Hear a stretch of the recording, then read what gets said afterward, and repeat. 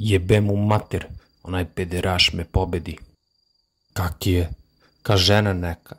A sjeba mi ruku čas posla. U pičku materinu. I ti misliš da ga mi stvarno ubijemo?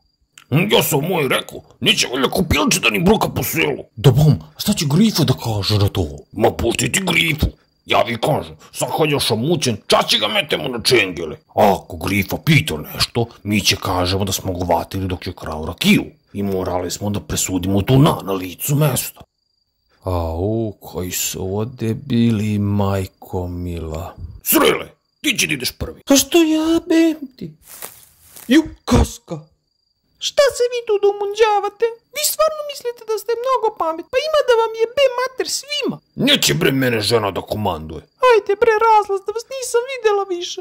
Čeka, što tebi briga za njega? Znam što je, malo te razdrljačio nomad, pa ti se osladilo. Kaži to još jednom, ima kurac da te isečem. Što se ljutiš? Samo teram šegu.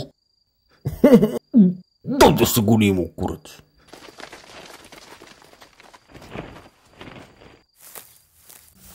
I šta si se ti mešala? Ne treba mi gravica da me brani.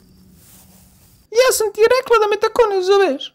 I samo da znaš, nije mi se osladilo. Pocrko da Bog da. Ludo to u pičku materinu sve.